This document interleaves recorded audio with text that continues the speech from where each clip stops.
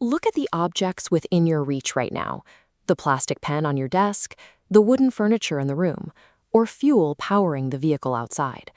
On the surface, these items appear to originate in a store or roll ready-made off a factory assembly line. If we strip away the shaping, packaging, and manufacturing, the objects revert to their origins. Watch as this desk unsands itself and splinters back into a rough, standing tree in a wild forest. Once you remove all human intervention, you are left with raw nature. That plastic pen was unrefined crude petroleum trapped miles underground. The desk was an untouched forest. These are natural endowments. In their natural state, a pool of oil or a standing tree offers no immediate practical utility to a modern society.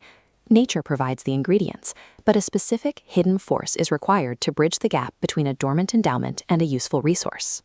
That force creates man-made resources, elements of nature that gain value because humans recognize their potential and modify them.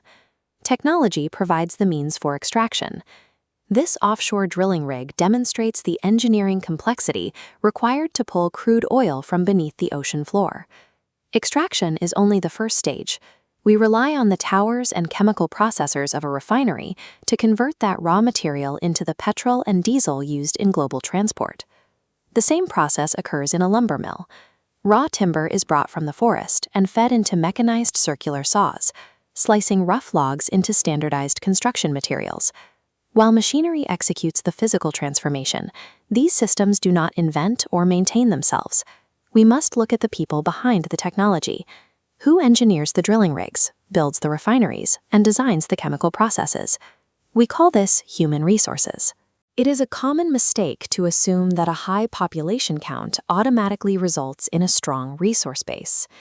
Developing a complex economy requires collective capability.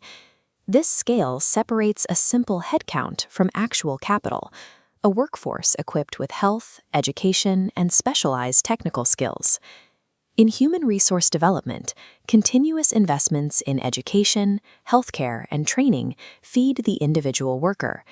As abilities improve, a skilled workforce raises the performance of the organizations they lead.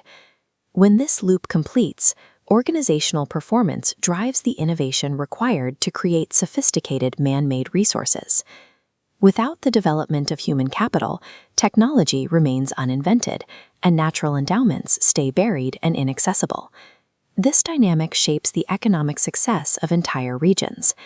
A region can only leverage its local natural endowments if it maintains the skilled workforce required to process them on site. A landscape rich in iron ore only transforms into a steel hub when paired with industrial workers and engineers. These specialists use their training to manage the high-pressure environment of the blast furnace.